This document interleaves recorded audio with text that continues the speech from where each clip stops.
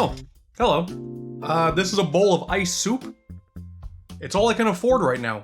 Now, I know what you're gonna ask. Do you need to play Switch 1 first in order to understand Switch 2? Well, I'm happy to say you can jump right in with this sequel and you'll be just fine. It just, you know, you can be like me and spend like roughly $1,000 on a Switch 2 games and accessories, and I'm celebrating with a classic bowl of ice soup. Some may argue that we've only been waiting for the Nintendo Switch 2 since the official reveal back in January 2025. Maybe, you know, since May 2024, when a Switch successor was officially announced via the basic ass tweet. You could argue that, but quite frankly, I think all of those Switch Pro rumors from years and years ago make this thing feel like I've been waiting for it for 2 decades. But hey, it's finally here. Do you like it? And boy ain't it expensive. Oh god. You probably heard from all the people yelling about it on social media when it was first announced, like it's a pricey boy. But because I've been waiting these many years, I've been preparing and saving for this moment for basically, those 2 decades. The Switch 1 was already my primary game console, so of course I was gonna buy a slightly bigger one. Have you played with the magnetic Joy-Cons yet? That'll be $500, please.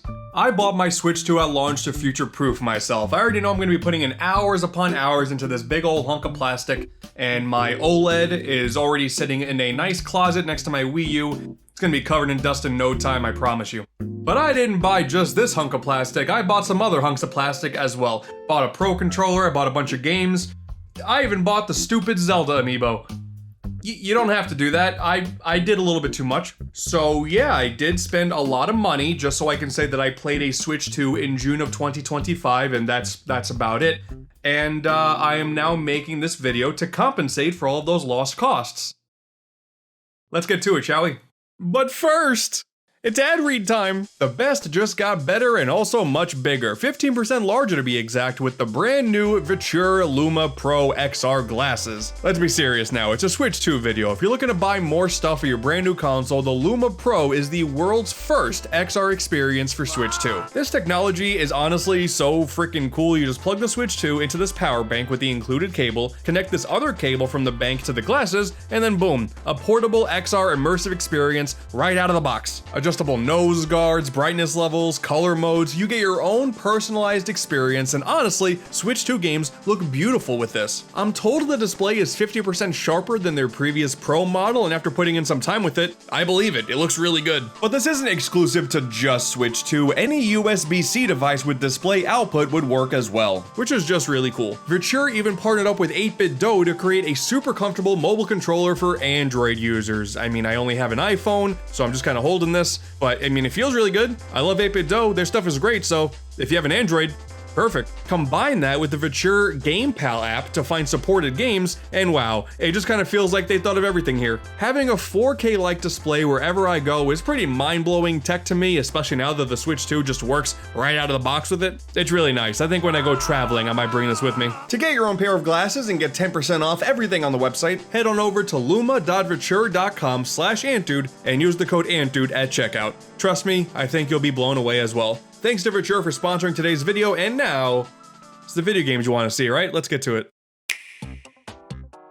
Now, the first thing you're gonna do when you have your brand new in-box Nintendo Switch 2, you're gonna fear for your bank account, but then you're gonna open it up and you're gonna feel a whole new chunk of plastic, and I gotta tell you, the Switch 2 here, it feels nice.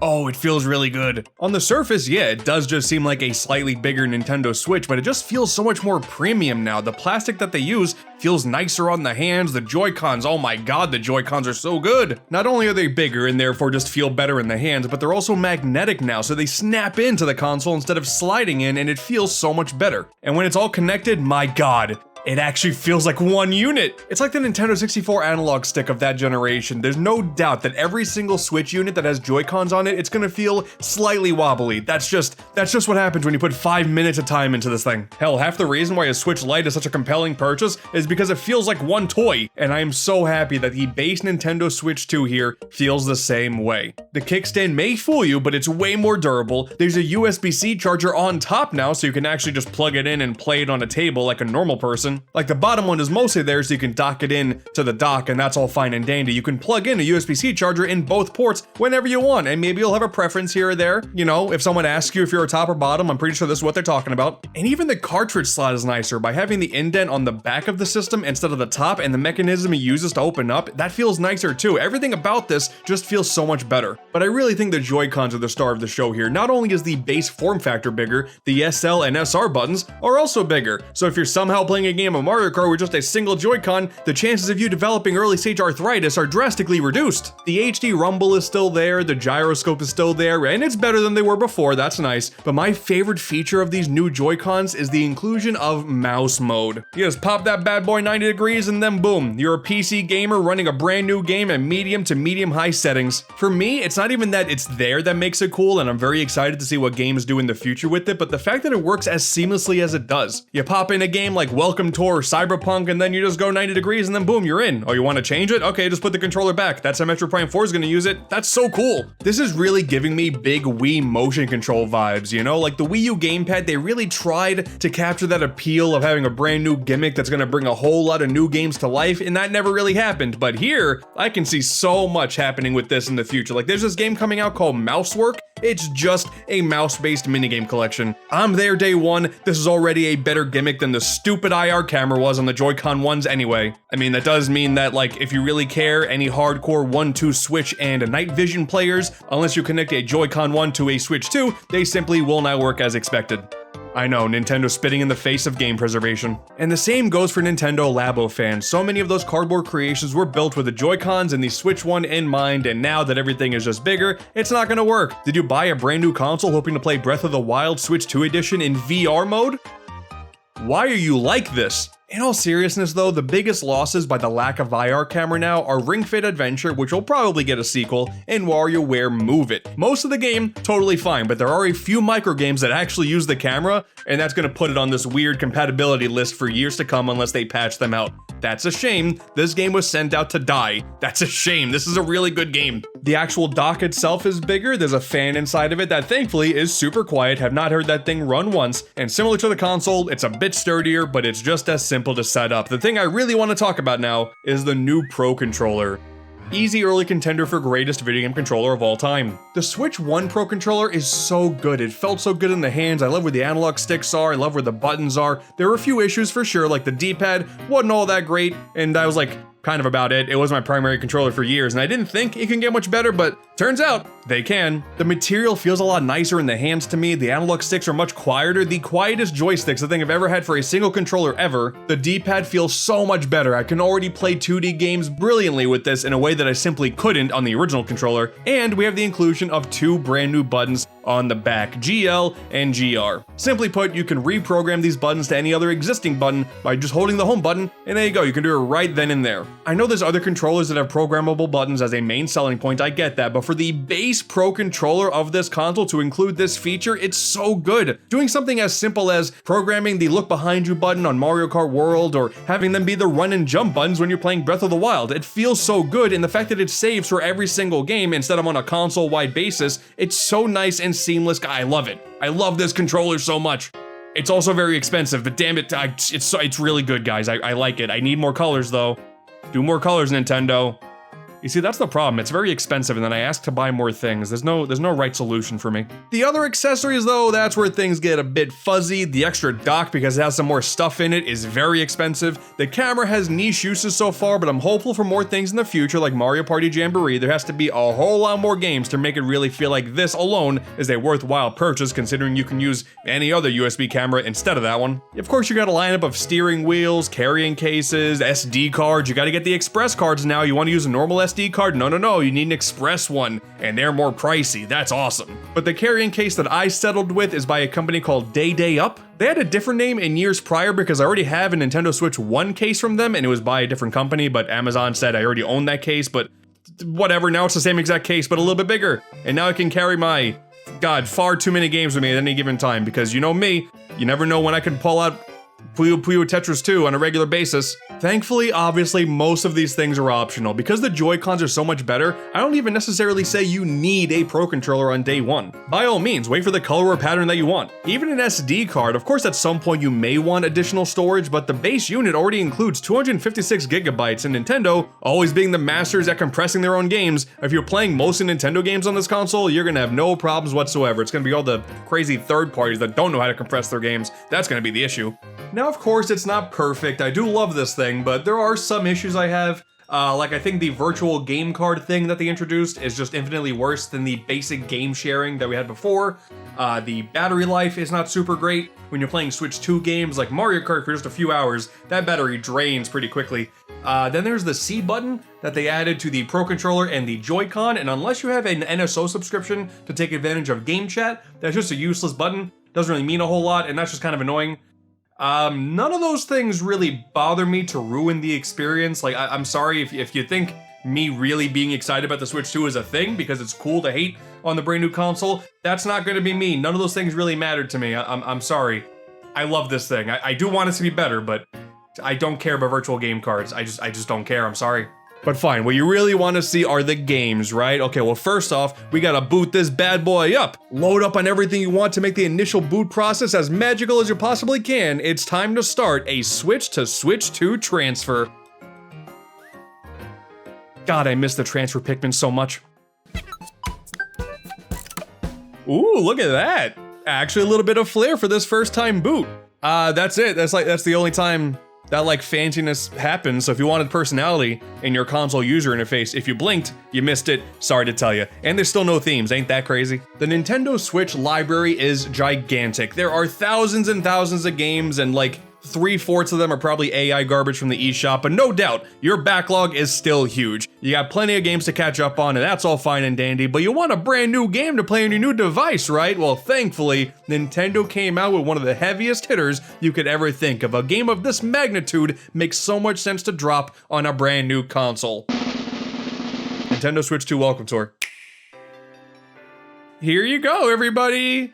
It's the other first-party Switch 2 exclusive. There you go. I already did a big old video on Mario Kart World, and I've already talked about how much I love that game, and I have no doubt that it's going to have a very divisive future in the months or years to come. I mean, at the end of the day, if you're buying a Switch 2, chances are you're going to buy this game regardless, but I don't know, man. I like the intermission courses. I'm not saying the update that they did ruins the game, like some people would say. I think they should change it. It's still a fun game, but in the meantime, load up Welcome Tour. It was $10. That's insane. So there's two sides of this equation. My main thoughts with Welcome Tour is it's actually kind of cool. You just play as a little tiny man and you run around a giant Nintendo Switch 2 Expo Center, and it's filled with a bunch of NPCs that are giving you fun facts about this brand new console that you got and all the technology within. There's a bunch of tech demos to put all of those fancy words into an actual practical thing, and there's also some mini games that not only are just kind of fun to play, but they're also challenging. Each one has multiple medals to go for, and if you want to go for 100% completion, I'll be damned. It's actually pretty damn difficult. There's this stupid mouse mode game where you just gotta go from your starting point and click this target, but you gotta do it in like 0.3 seconds. It's insane. But there's a Maraca test demo that really gives you the vibes of the balls in a box thing from 1-2 Switch. I always love that. The console built in has a microphone, and there's this really cool test you can do here where you can talk into the microphone. There can be so much noise around you, and the console could be like 10 feet away, and it'll somehow still sound really good. It sold me on this technology. That's really sick. There's the 4K Super Mario Bros. Demo too. That's awesome. If you don't have a 4K TV, I don't think you can access this whatsoever. But damn it, I kind of want the entire SMB one in this style now. A lot of the information being conveyed to you come in the form of quizzes, and on the surface, yeah, that's dumb. You're really spending money to get a quiz slapped in your face, but here's the thing, it actually does feature a lot of pretty cool knowledge and even throwbacks to other Nintendo accessories that you would never expect them to talk about again, like the N64 mouse. Do people even remember that there was a mouse? Because yeah, it turns out there was, oh my god. But now in a few years when someone asks me how the Nintendo Switch 2 built-in speakers are operated, I'm gonna know that it's like at a bit of a downward angle so it can like focus in on you as you're facing it, you know, with your face.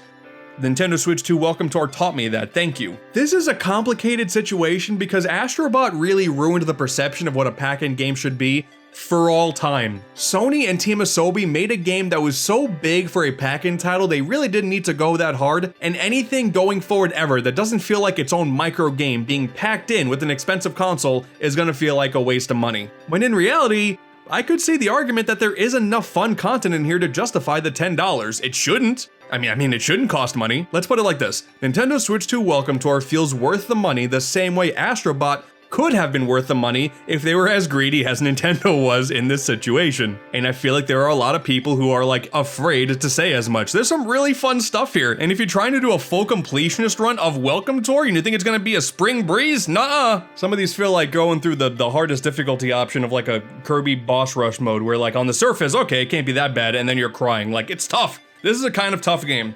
But I know by this point you're over it. You've already played Welcome Tour, you put in a ton of time into Mario Kart World, you want something new for your brand new expensive console. And you're not gonna get that yet. We're gonna talk about some more old games real quick. I'm sorry about that. Let's get to it. Leading up to the Switch 2's launch, Nintendo barely mentioned whatsoever how backward compatibility was going to work on this console, and even though that was a very confusing decision, I can almost understand because the word of mouth about how well so many Switch 1 games that ran poorly now run on Switch 2, that alone was way more exciting than finding all of the stupid P-switches in Mario Kart. Like, playing old games on this console feels so refreshing, it's awesome. Of course, with more power, you would hope that all of these older games that were plagued with performance issues would simply run better, and while it's not a 100% guarantee, more times than not, that is the case. Kinda. Once again, not 100%, but it's still pretty good. Out of the box, it is safe to assume that games that had variable resolutions and frame rates, basically nothing was ever stable ever, chances are that you boot them up now on your new console and they're gonna run at a smoother frame rate and they're gonna look slightly crisper, and hell, some of them may even load a bit faster too. Nintendo had a whole list of games they were giving dedicated Switch 2 patches for, but you take games that weren't included in that list, games like Bayonetta 3 and Hyrule Warriors Age of Calamity. They got no major patches, Nintendo certainly didn't hype these up, but they run better now too. Bayonetta 3 is such a fun game, man, but that performance, it really didn't need to run as kinda choppy as it did, especially when it doesn't look as polished as 2 does. But now, smooth as butter. Hyrule Warriors Age of Calamity, it runs at a solid 30 now. I'm pretty sure there's gonna be a Switch 2 edition of this in the future, but as it stands, that alone makes this so much more stable than it was before, and that's just nice. Dude, for the first month of this console, most of the fun was just popping in Switch 1 games and just seeing how they were gonna run. RPGs like Neo The World Ends With You and Trials of Mana, solid 60 now. That's awesome. Mario & Rabbids does the same thing. The first one, Kingdom Battle, runs at 60 FPS just right out of the box. The same can't be said for Sparks of Hope, but that shows you, depending on how these games are programmed, easy 60 FPS in games you already own are right at your fingertips. It may take some time for games like Doom and Doom Eternal to get a proper Switch 2 edition because as it stands, they run a little bit better but still look really rough. But in general, this untalked about feature from Nintendo, I love. But as for the games that did get dedicated special patches to not only reach their base potential, but now allow for 4K visuals and HDR in some instances, that's also incredible. Games like ARMS and Captain Toad had local multiplayer, but now, thanks to GameShare, you can play them online. And that even extends to the co-op in Bowser's Fury, and having a few more game options in Clubhouse Games, honestly, the premier game for this feature. And they even added mouse controls for Game Builder Garage. I'm still not really super convinced there is a highly active player base for this title, but hey, you know what? In the future, I would love to be proven wrong. People in the distance in New Donk City now walk smoothly. Link's Awakening and Echoes of Wisdom finally maintain smooth 60 FPS frame rates like they should have in the first place. And my god, Pokemon Scarlet and Violet finally beat the "these games run like garbage" allegations. I mean, they still look like garbage, but hey, all I care about is I can finally tell people this is my favorite generation of Pokemon games and not expect someone to hit me in the face with a Digital Foundry speech. Good for you guys, but I'm just a filthy casual. This game just plays like a dream now. As a nice bonus for being a part of the Nintendo Switch Online expansion pack program, I also got access to the Switch 2 editions of Breath of the Wild and Tears of the Kingdom. I can now play these games at 4K 60 FPS, and playing these games in front of my eyes, it looks fake, man. It does not look real. People who have emulated the Wii U version of Breath of the Wild for years, we've already gotten to see what that game looks like at 60 FPS, but seeing it on official hardware and with Tears of the Kingdom, it's honestly a magical experience. I don't know if I want to play the games through from start to finish again, that's a lot of time, but you know, running through it again, that's been fun. Mostly because it's actually brand new content in the form of Zelda notes, in addition to the Nintendo Switch 2 app that until now, I don't know if I've opened it since the 2020 started. Having a real-time GPS map that can track every single stupid Korok seed, and then there's brand new lore with these little memos that you can hear Zelda talking to you on the phone. You can share creations in Tears of the Kingdom. Like, this is finally the only opportunity we will ever have to get some brand new Wii U gamepad functionality. And I am all here for it. I want more games to use this app. I am a sucker for gimmicky things like this, and the fact that they're optional means that no one online should complain about it, right? That's not gonna happen.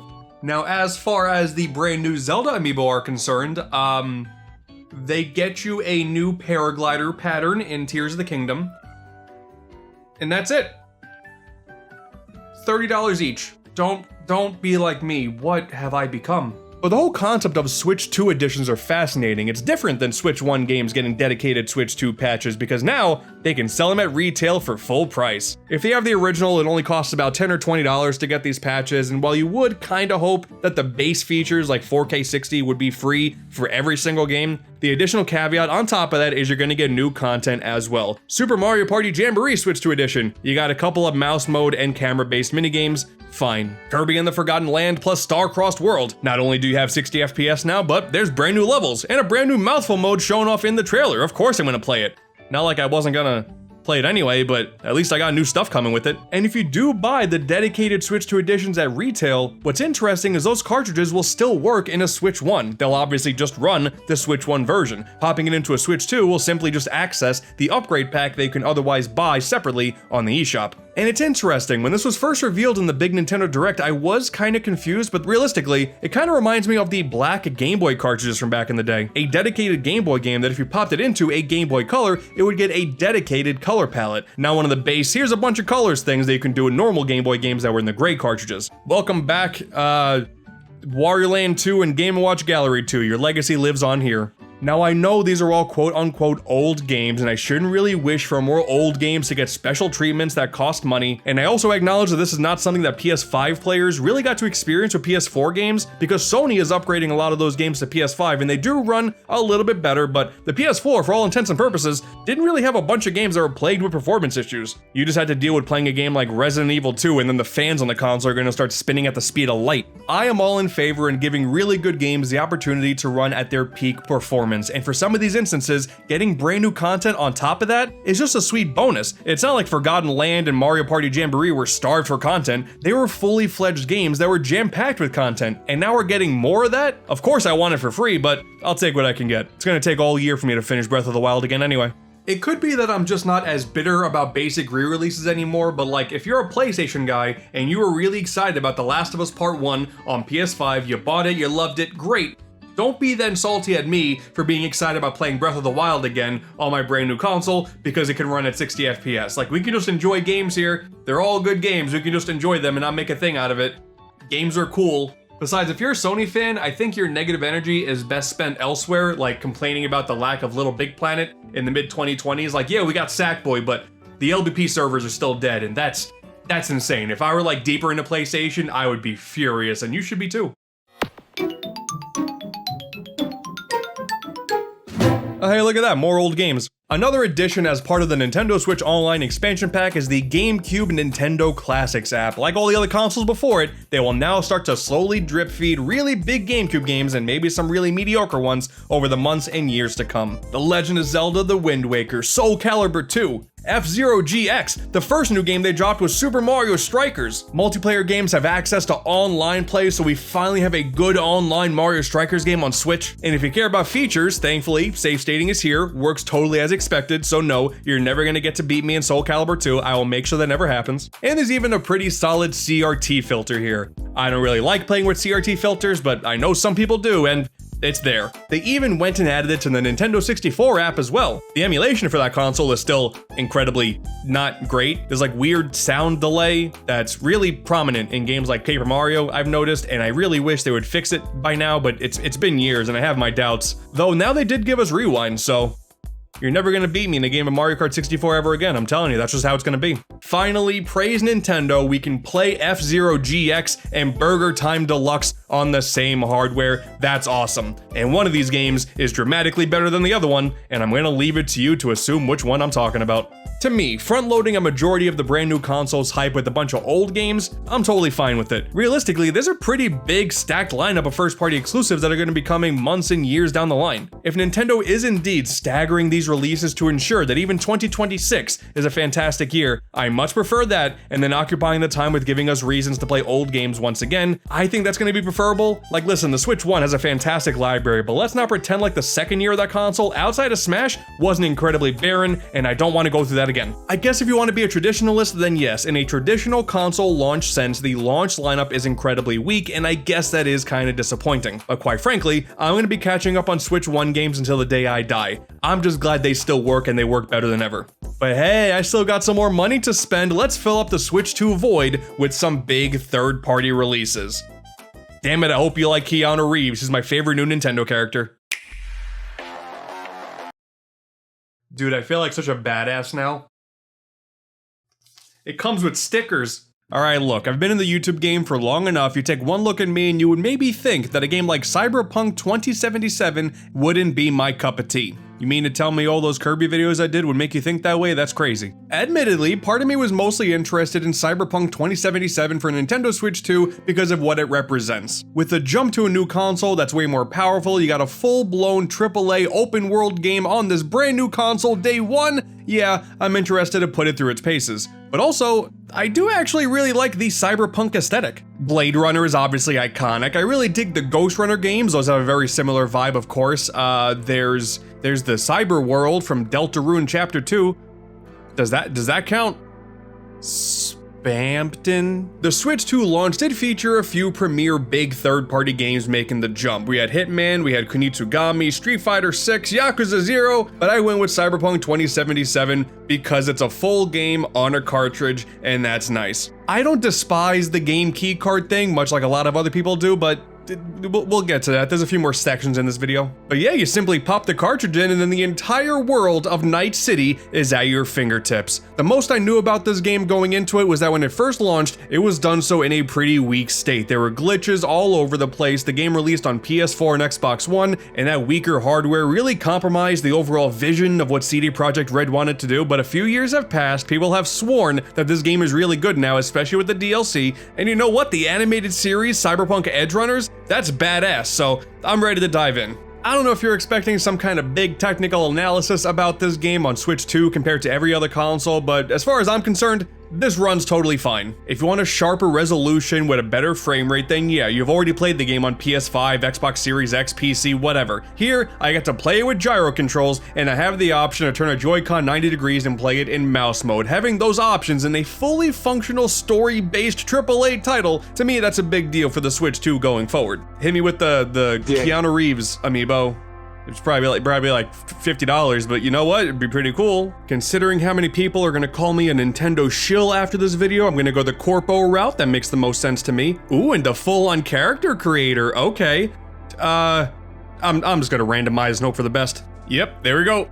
Spitting image of me, I'll take it. It kind of felt like a blessing and a curse to go into this game with next to no knowledge, because the opening really does set the tone very hard for how beautiful Night City is. You're really getting invested into this giant cyberpunk world. Bright neon lights are all over the place, you're inside flying cars, there are people with robotic body parts. It's pretty sick. And you got your buddy Jackie, who talks in Spanish, and with the subtitles you can tell that as he's talking, it's translating to English on the fly. It's such a small detail that I actually really like. It shows the future tech they're working on. That's cool. The curse, though, is that even though the game does start off pretty cool, the opening is pretty damn slow. I'll be honest, I was really thinking Keanu Reeves was gonna make a stronger role in the first few hours of this game, but no. Come to find out, whatever choice you make at the start for whatever lifestyle you want to lead, that doesn't start taking effect until multiple hours in once you pass Act 1. And honestly, Act 1's pretty slow. There's a lot of dialogue, there's a lot of following people, it's just dealing with so many cutscenes. You don't really have the freedom that you kind of want in an open world game. And I was thinking to myself, okay, maybe this is why I actually don't really like AAA games all that often. It just doesn't really appeal to me. But then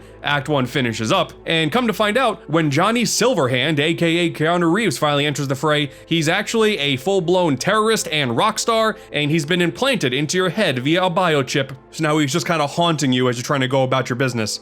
That's kind of sick. A lot of people are gonna go, oh man, that's spoilers. You shouldn't be spoiling a game that's this new. But listen, man, I was about to turn this game off. I was getting pretty bored. But this whole final segment of Act 1, that sold me on it. I'm into this now. Part of me also just enjoys playing a good FPS from time to time, and one of the things I love, very similar to the Wii once again, is the amount of control options on offer. You can play a traditional dual analog style, you can play with gyro controls, which is how I prefer to play my shooter games, but also mouse mode. That's really sick. Apparently you can even plug in a keyboard and you can just play this game as like a PC game on medium specs. Considering this game also has cross-save compatibility, you can just take your PC version, bring the save file over, and then play with the Switch 2 on the go. That's cool. That's really cool. And I'm really happy to know that all these years later, all of the bugs that were really plaguing this game at launch are totally taken care of.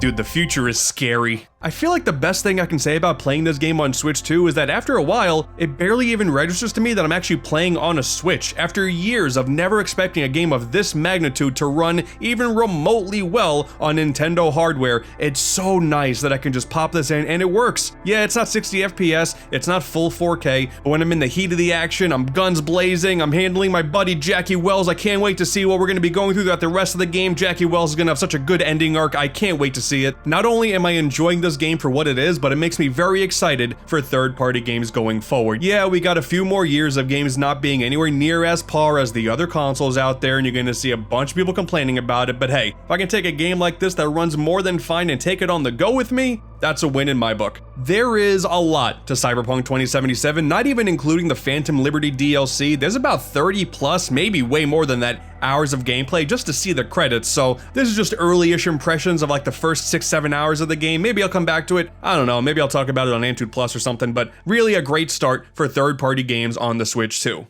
I just wish there was more Keanu. Oh man, this is wrong on so many levels, isn't it? A full HD remaster of Bravely Default Flying Fairy from the 3DS is on Switch 2 now, and the physical is only a key card, so there's no actual data on the cartridge itself. That's annoying. And also, why is it exclusive to Switch 2?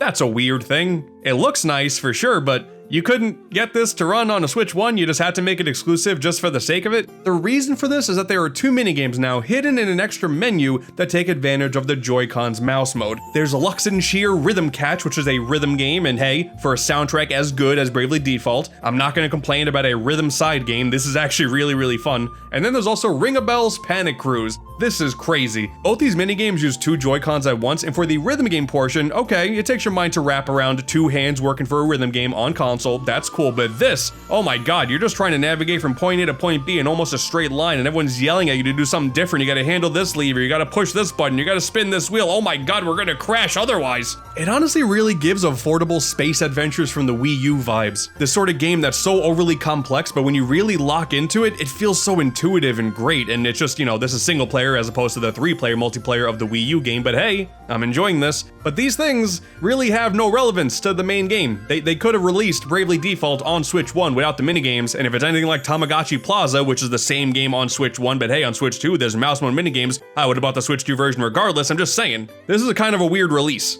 As for the main adventure itself, it's Bravely Default, alright. The original release on 3DS had Street Pass functionality, and here you just got random NPCs that you walk past, and then boom, the Street Pass functionality is restored with the benefit of not having to go outside the house. That's awesome. And yeah, it remains a really solid retro-themed RPG. The whole selling point originally was, okay, we're gonna make a really polished version of a very classically themed RPG where you're just trying to find these elemental stones and save the world, yada yada yada. There's a whole new battle system with the Brave and Default system where you can sacrifice some turns and just defend, so that when you do want to activate your moves, you can do multiple at once. Really adds a nice level of strategy there. And the class system is awesome because there's a whole bunch of mini bosses in this world that are all themed off of a different gimmicky class, and once you beat them, then you get access to that class and you can put them on whatever character you want, mix and match to your heart's desire. It's really fun. I love Bravely Default, so even though there's a lot of weird shenanigans with the release strategy for this game, I wasn't gonna not play it again. Bravely Default's awesome. Bro, you couldn't even put Bravely Second in here? Like, man, you really skimped out on this, I think. You could have just made it a Switch 1 game and then offered an upgrade path. There's so many Switch 1 games that have substantial upgrade paths to make them look super good on Switch 2. You could have done that here.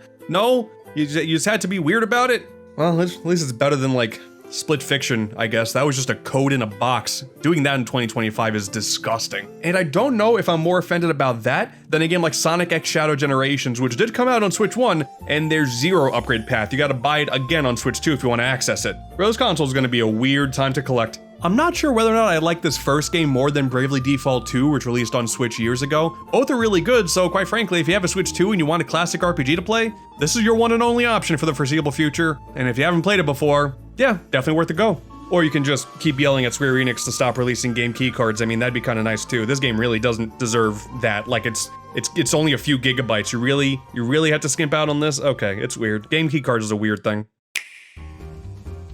Yeah, man, this totally counts. I don't care. So much discussion around the Switch 2 launch is solely revolved around everything that happened on June 5th and June 5th exclusively, which puts Fantasy Life I in this kind of weird place where the original game on Switch launched a few weeks before the Switch 2, and the Switch 2 upgrade, which only costs $3 by the way, released like a couple days or a week later. So like it's not technically a launch title if you want to be weird about it, but damn it, this game is incredible. I just want to talk about it real quick because the Switch 2 improvement is really nice. For many people, Fantasy Life I is a dream game, something that many thought would never come out because Level 5, for all intents and purposes, was kinda dead. Their output was always incredible, but at the end of the day, doesn't really matter if you're not making money. But they're back, and they're back with a vengeance. I know the original Fantasy Life on 3DS is good, damn good, but I never actually played it. But I was not gonna let the Level 5 revival hype pass me by. I had to pick this game up, and guys, it's so damn good. There's a cute story that's dragging you along for sure. There's this girl you're trying to help out, you got a dragon, you're exploring a brand new kingdom, you got a friend who's always getting himself into trouble in this cave. Like, it's all just a bunch of wacky characters doing a bunch of wacky things. And it's nice, don't get me wrong, I don't hate it, but that's not why I'm playing this game. You have access to over a dozen different classes that you can change to whenever you want,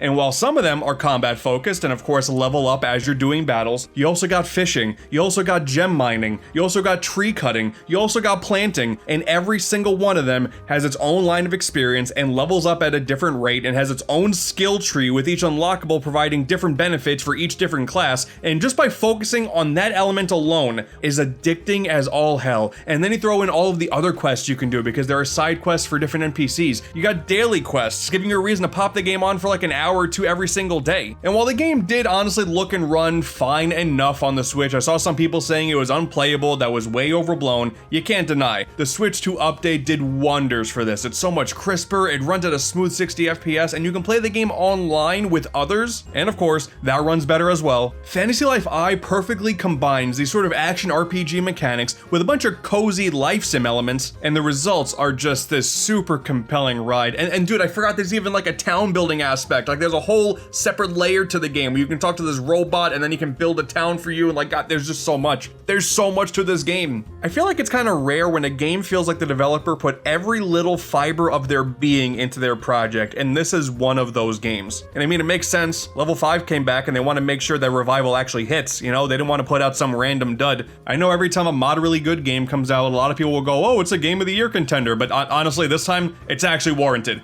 And then like literally as I'm recording this segment, they go ahead and announce a proper Switch 2 physical card version of the game. It's not a key card, it's actually on the cartridge, so that's sick. I mean, I'm gonna keep this part in the video, but that's pretty cool. Fantasy Life I is a Game of the Year contender, and I don't care if it originally released on Switch 1, the Switch 2 update came out within the first month, it counts. Play it on PlayStation 5 or Xbox or PC for all I care, I don't know, just play this damn game, it's really good. Let's move on. The original Switch was my go-to console for indie games. So many indie games out there are just these fantastic bite-sized adventures, and being able to take the console with me wherever I wanted, I was playing indie games all the time. It was fantastic. And with backward compatibility on Switch 2 being as good as it is currently, I foresee years and years of indies making their way on Switch and Switch 2, and I'm gonna make the Switch 2 platform my primary home for so many indie games. Like, dude, on launch day, we finally got Deltarune Chapter 3 and 4. Are you kidding me? I really feel like I got to save all my thoughts about Undertale and Deltarune for a separate video, but oh my god, Chapter 3 and 4, dude, they were so good. Please go and play Chapter 1. You can do that one for free still, and then you go on to play Chapter 2, and like, dude, Chapter 3 and 4, I love Tenna. Tenna's such a fantastic character, and Gerson in Chapter 4, oh my god, I love this so much. But really, when you look at the digital exclusive offerings on launch day, there weren't really many options to choose from. There was Arcade Archives 2 Ridge Racer, and that's cool. The Arcade Archives team is finally working on 3D arcade games, and That's great. You know, I can never say no to more classic arcade games getting really good ports. But it was Fast Fusion by Shinin Games that I knew I had to pick up on day one. I'm well aware that I've made my opinions on F-Zero known in some of my previous videos, so you may initially assume that a fast, high-speed, futuristic racer, that's the thing that I don't jive with. And that's not true. This game is fantastic. On the PlayStation side of things, I've always been a fan of the Wipeout series. I really feel like I connected with those way more than the F-Zero games, so I'm really happy to say that the Fast games, if you haven't played them yet, they're way more Wipeout coded than F-Zero coded, in my humble opinion, that you may discredit because I'm not a big F-Zero fan. You just feel so properly weighted in this car while still hitting such massive speeds. You gotta be cognizant of the area around you because you have to change your color from blue to orange in order to hit these speed panels and not slow down from them. There's a jump button, and that little bit of fast-paced platforming can lead to different shortcuts to really give you the advantage. And if you ever take a second to just pause and look at the environments, this game is gorgeous. I don't know how Shinin does it. Every single time Shinin pumps out a game, even going back to the Wii with the original Fast Racing League and Jet Rocket, those games are some of the best looking on that console. I don't know what they're doing over there, but oh my god, I love it. But if you played the previous game, Fast RMX on the original Switch, you may wonder what Fusion brings to the table, and outside of having some new content with new tracks and whatnot, the Fusion idea is quite simply you take two vehicles they have access to, and you can use some of your funds to fuse them together to make a brand new vehicle that kind of has an amalgamation of the stats of the two that you used. And if you're not a fan, you can disassemble them, make whatever combination you want, and then there's like a collectopedia that keeps track of every single creation you made. That's a cute idea. I mean, I feel like when you're really in the thick of it, those minute changes I will never notice, but the collectopedia thing, I'm always a sucker for filling a blank page with a bunch of transparent PNGs. I'm a big fan of this. It feels like a gimmick that doesn't really add much to the overall experience, but hey, it's an excuse to get a sequel to Fast RMX, which really was just a port of the Wii U Fast game, so hey, a new Fast game in like 10 years. This is awesome. The music is intense. It always feels like a massive test of skill. They just released free DLC with more tracks. That's such a sweet bonus. I love this game. Fast Fusion is fantastic, and I cannot wait to see what Shinin does with the Switch 2 going forward. Dude, they made The Tourist on Switch, okay? They made that game look outstandingly good. Like on other consoles, it can run at 8K. It's one of the few games that has 8K compatibility. This team, man, this team is on something ridiculous. But what a perfect first Switch 2 exclusive indie game. Considering the install base of the Switch, I would really like to imagine the existence of the Switch 2 will reinvigorate the indie community once again. We got higher fidelities and frame rates in combination with things like mouse mode and the existence of gyro controls, and I'm hoping we see some more really clever stuff in the years to come. Hades 2 is coming out soon. The original Hades was exclusive to Switch for a while. Very excited about that one. In the future, we got really high profile indie games that I think are indie. I mean, they're being published by big studios, but the studios making them are kind of small. I don't know. We got Marvel Cosmic Invasion coming soon. We have Reanimal, made by the team that originally made the Little Nightmares games. That's gonna be sick. Human Fall Flat 2, great multiplayer experience. Makes perfect sense for the Switch 2. They swear that Silk Song's coming.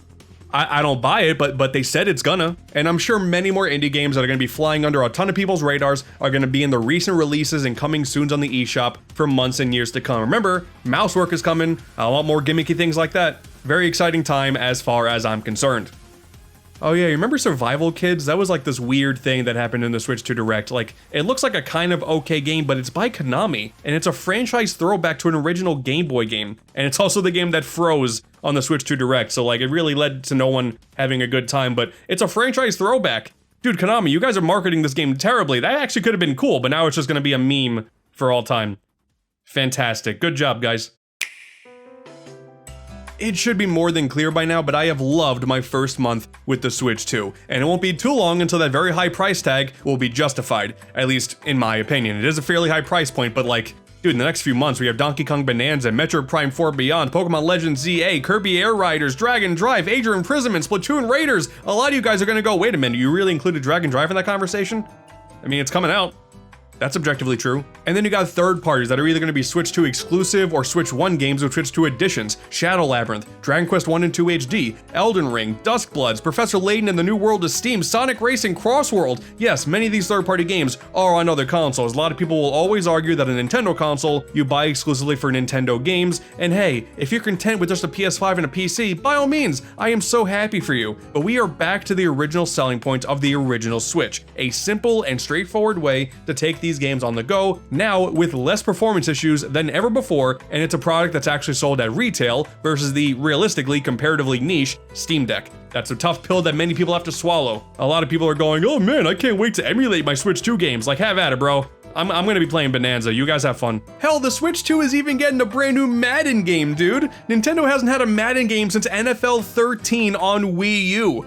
That's gotta mean, I'm gonna be called a bootlicker, I'm gonna be called a shill, I'm gonna be called someone who is too afraid to make fun of a multi-billion-dollar company. If you've been following me for long enough now, you know that simply put, I love Nintendo. I'm not afraid of offering criticisms like, hey, the eShop runs a million times better than it did before, but it's still filled with AI slop. That's insane. Whoever's in charge of that marketing division at Nintendo should be fired. And I think for this initial launch period, it's kind of cool to hate on the hot new Nintendo thing despite it selling really well, but I'm not gonna lie to you people, I have no benefit in that. I'm really enjoying my time with the Switch 2. The price sucks. The price absolutely sucks. It should always come down to whether or not you are comfortable making that purchase and giving a giant corporation some of your hard-earned money. That's up to you. Just don't shame people for having the money and choosing what to do with it. With Nintendo releasing the console in June, I imagine a lot of people's holiday wish lists are going to be filled with Switch 2s, and I'm very excited for the future of this console because hey, but that train ain't stopping anytime soon. Nintendo has to keep going, and now the real test begins. God, I'm so excited for Donkey Kong Bonanza, you guys.